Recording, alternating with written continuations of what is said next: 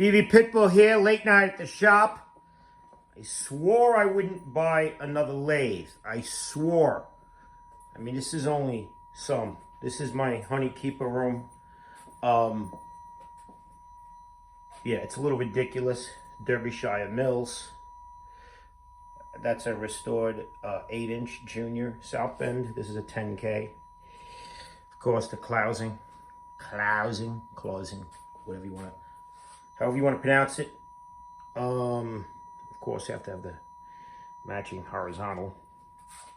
To some, this is, you know, there are people out there who don't understand the significance of these machines, and they're just like bored already. They want me to talk about idiots, drugs, stupidity, and whatever else goes on in the world.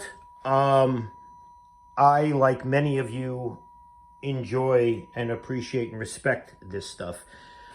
It's a great video online about the Malthusian trap, how human beings since before Christ up until the late 1700s could not make more than $600 per year. They could not outpace themselves, right? So they just couldn't do any better. Then in France in the late 1700s, someone invented, created the metal spinning machine, otherwise known as the lathe. Soon thereafter, the world blew up, the Industrial Revolution settled in, and we are here now today because of that device. So that's the significance of a lathe. I know most brainless idiots, and you'll see them in the comment section, you know, someone's going to ask about perks, blah, blah, blah. You're just a barnacle on the ass of progress. You know, you're just a butthole. Go nowhere. Be nothing. Bottom feeding moron. But anyway, the lathe. So I swore I'd not buy another one, right? Because this is only some. I have a warehouse with a bunch. I have a lot for sale. Bolivar, Sanford. You know, guys who know what they're looking at are like, holy crap, this is ridiculous. What is this guy's problem? Why did he buy up all the machines? Of course, you know, gotta love the knurlers. Who doesn't love knurlers? Yep. Little ridiculous. Anyway, vices. Man of many vices, as we all know. Who doesn't love a vice? I'm not even going to go any deeper than what's down here. Yeah, I have like all of these. Nobody's looking for them online. They're all right there. And then, of course, we won't even go down in here. It's just too much to deal with. But anyway, I swore I'd never buy another lathe. And here's what I use. When I do need a machine, I use and love and cherish my 13 Dual. Amazing machine. I would suggest to anybody who's looking for a good machine to buy one of these if they can find it. Just a good working machine. So I was 7 years ago, I saw a Colchester student, and there's a guy online, Vanover Customs, I think he is. He did this amazing restoration on a 13-inch Colchester that blew my mind. And 7 years ago, I had saw one on Craigslist, and that's before I was really into the machines that much. And it was a student. It was like $1,500. I woke up and said, holy shit, I need that lathe. I went online, it was gone and sold. So ever since then, I've been looking for a Colchester student. Oh, what is not to love? So it was a total shit show digging this out of Brooklyn. Total armpit. I'm going to post the video. That's what I'm going to do. I'm going to post the video I made. A little 5-minute video of me digging this thing out of hell. The guy actually saved the cover, thank God, but he bolted a 110 motor on the side with this rig. And luckily left all the good stuff in the 2-phase. Or 3-phase, what am I saying? 220. So here is my Colchester student. There is only one other lathe. I actually am getting it. There's a older gentleman who I used to be close with. He got Trump derangement syndrome and blew everybody off he knew and loved who said anything good about Trump. So we no longer talk. But He has an amazing one owner Monarch 10 EE with my name on it. I made a deal through his son-in-law. I'll be getting that in the next few months. And then I'm done. Then I'm done with lathes. I have everything I want in a lathe. But anyway, Colchester student.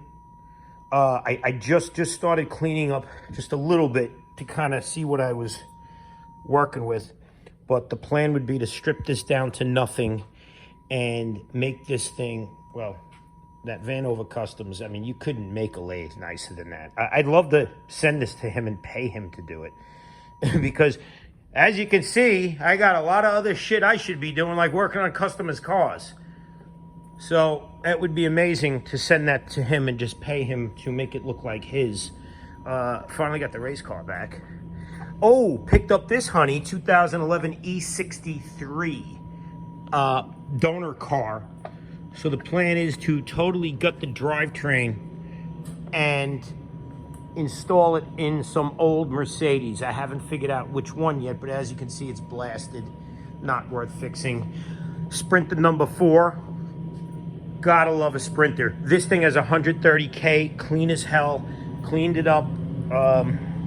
Lady's husband died. Two Sprinters were husband died Sprinters. And I gotta tell you, both of them are the cleanest 05, 06 Sprinters, because that's all I'll buy I ever found. Then the other day, this guy's going down to the scrapyard with these on a flatbed. He had 2 of them. Stopped them in his tracks, and I picked this thing up.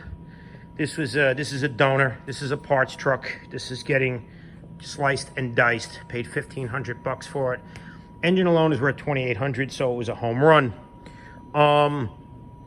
Yeah, like I was saying, that Colchester is an amazing machine, and I'm dying to get to it, but with all this work, who the hell knows? And my son picks up a project, pisses me off. He had 1 bucket of crap he was selling. He said he had someone coming to buy it. He neglected to tell me he had someone coming to trade. So there's that piece of crap. Here's a CL65 I picked up for a song. Bi-turbo V12. I'm doing a stage 3 tune with downpipes. It's going to be over 900 foot-pounds of torque and over 700 horsepower. That's a hell of a vehicle. I don't care what anybody says. You know, badmouth a V12 all you want. As far as I'm concerned, there's no other car like it. None. Zero. Zilch. This car is the bomb. 2008 CL65. Everything you can want in one car. Anyway, so yeah, back to the bullshit over here at the lathe. I know I'm cursing too much, and YouTube might, put me in the naughty room. But yeah, I've learned I have to watch what I say. Anything related to certain items that you say could be used against you with these online services. So I'm trying to do the right thing. There's the Bridgeport and the Moore jig borer that I bought for $100. I used it once and it helped me immensely, and it sits there. I don't care how much space it takes up. That is a work of art right there. So yeah, Colchester student, 12-inch swing. That is the next project. I'm going to dig into it. I don't know what's up with the red. I guess that was just the inside of the machine. It looks to me, after doing some cleaning, it was gray. I would like to find the original color to the machine, if that's at all possible. I'm going to start doing some online stuff. But I don't know. I'm thinking, like, if I could get this thing restored to the level of that 13-inch that was done online, I might want to go orange. Something really wacky. I don't know. We'll figure it out. It is what it is. And there's the boat engine. Story of my life.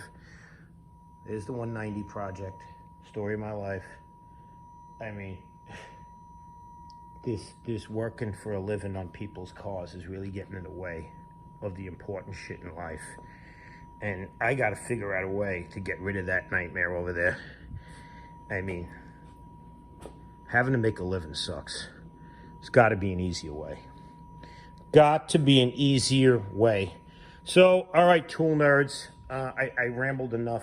I'm cutting it off, but it's all about the 12-inch Colchester student.